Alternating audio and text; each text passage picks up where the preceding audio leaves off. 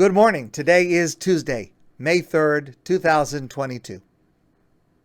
Vayedaber Hashem Moshe Lemar. This week's Torah portion, the Parsha of Kedoshim, begins with these words. God spoke to Moshe the following words: Daber el kol adas b'nei Yisrael. Speak to the entire congregation of Israel. Speak to every man, woman, and child. V'amarta alehem, and say to them, Kedoshim tihiyu, be holy. Ki kadosh ani Hashem Elokechem, because I, Hashem, your God, because I am holy, you should be holy. What does it mean to be holy? So there are many answers to that question, but allow me this morning to elaborate on one of those answers that I think is not so well misunderstood, and I think that we can deepen our appreciation of this particular understanding of being kadosh, being holy. Rashi says, Hevu perushim, restrain yourselves. Hold yourselves back from certain things. All of the restraints of the Torah, all of the restrictions, all of the limitations that the Torah gives us create holiness.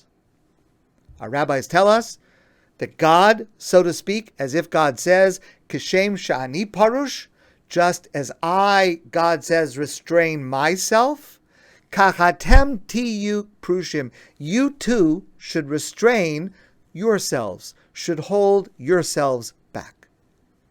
How does that work? Rabbi Jonathan Sacks explains, based on a concept that we have discussed before together, that God's act of creation, and in fact every act of creation, requires, in order for it to begin, Tzimtzum, pulling back, retraction, self-effacement. Rabbi Sacks writes, God's creation of the world involves concealment, right? Hiding oneself, pulling back. The word olam, universe, is connected to the word ne'elam, hidden. To give mankind some of God's own creative powers, the use of language, to be able to understand, imagination, to be able for us to create ourselves, God must do more than just create human beings. God must efface himself, Tzimtzum, contract himself to create space for human action. No single act more profoundly indicates the love and generosity implicit in creation. God, as we encounter him in the Torah, is like a parent who knows that the parent must hold back, let go, refrain from intervening if the parent's child is to become responsible and mature. There's a great book that I recommend to you highly, written by Wendy McGill, titled The Blessing of a Skinned Knee. It's a great work. And she starts her discussion, which is about parenting, but it's a little wider than that, with a passage in the Talmud that says parents have the obligation to teach their children three things. Number one, a Jewish parent has the obligation to teach their child Torah. That makes sense. Number two, a parent has the obligation to teach their child, or to ensure that their child learns, a way to support themselves, a profession. That makes sense. Child has to grow up to support themselves.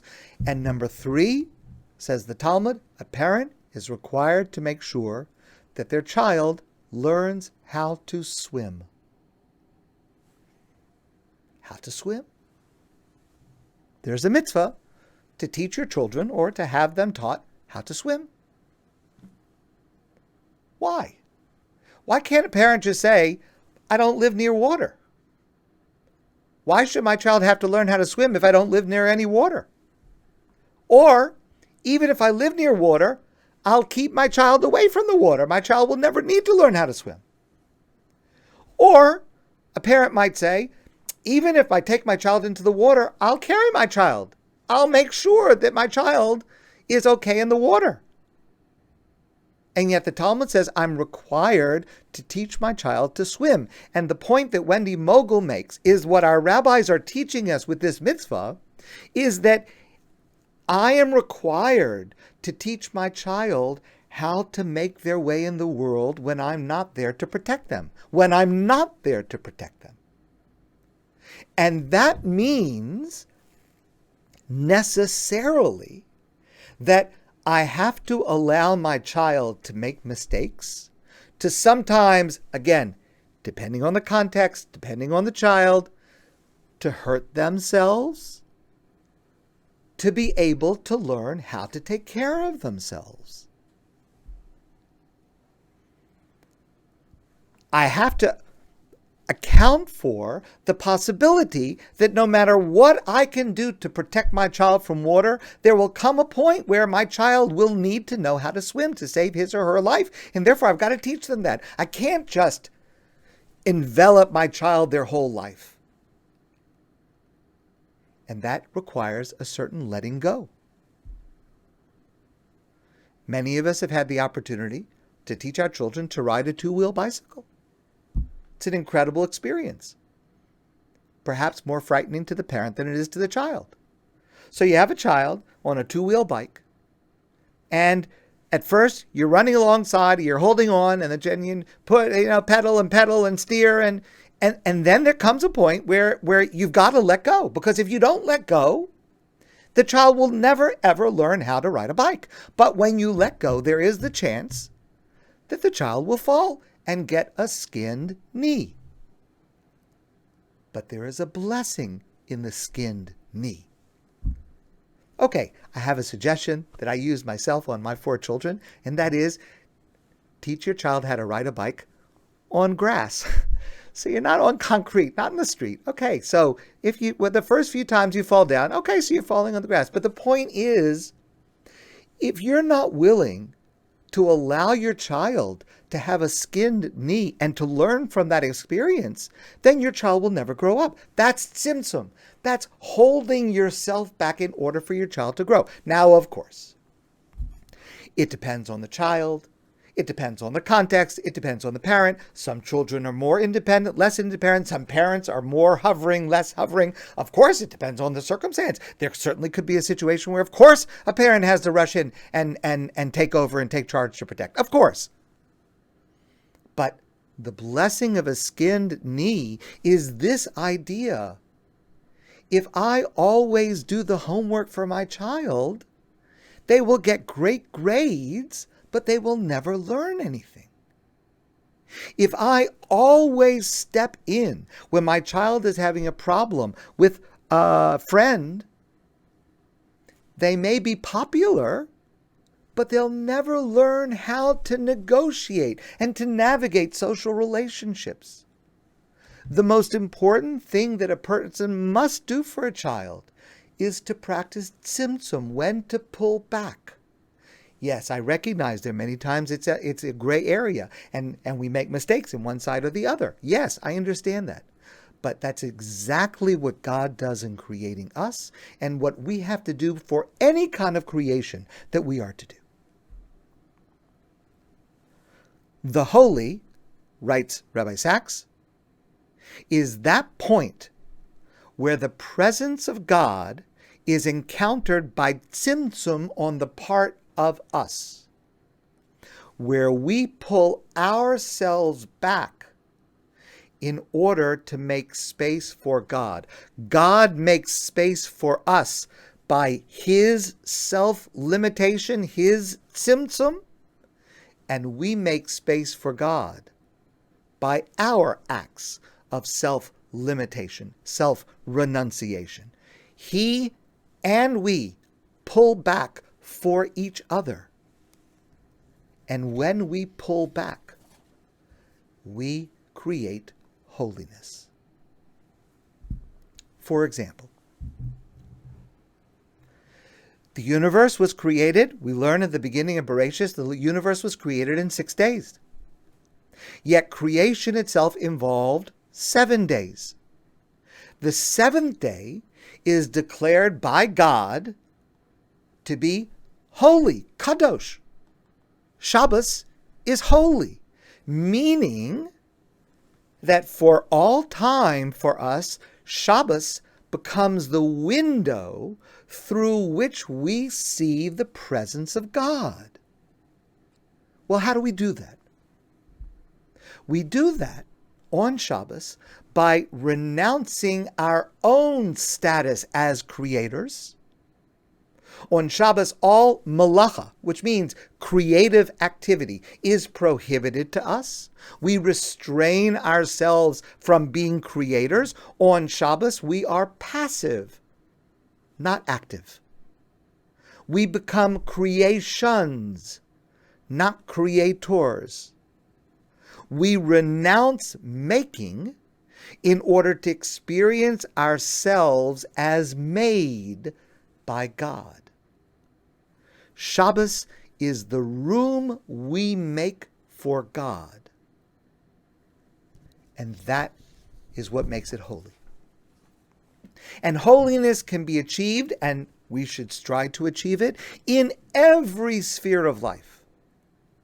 Holiness is the space we make for the otherness of God, and holiness is also the space that we make for each other. By listening and not speaking, by being and not doing, by allowing ourselves to be acted on rather than acting, by disengaging rather than imposing ourselves on others. All holiness is a form of renunciation. But this is critical, because God does not want total renunciation. Sometimes we should speak. Sometimes we should act. Sometimes we should impose. Sometimes we should intercede. Some times are holy, other times are not as holy. Some places are holy, some places are not as holy. Some people are holy, some people are not as holy. What makes the Jewish people unique is that we are part of a holy nation, meaning a nation all of whose members are summoned to holiness at the right time and in the right place and within the correct context. Throughout our Parsha of Kedoshim, which we will read this Shabbos, we are given numerous mitzvos, each one of which is an opportunity for our own tzimtzum, to pull back, to make room for God and to make room for others, to withhold from dishonoring parents, to put someone else's needs before my own needs, to be silent in the face of the urge to speak negatively, to not take advantage of our own power, the power that we have, or an ability that we have to overcome someone who lacks that power or who lacks that ability, to treat others well at our own expense, to not take for ourselves what we think is rightfully ours, to reduce the honor showed to us in order to enhance the honor of someone else, to withhold from ourselves certain relationships. All of these and more are examples of moments, places of self-renunciation, to make space for another and to make space for God. And that is when we achieve Kedoshim Tihiyu. Be holy.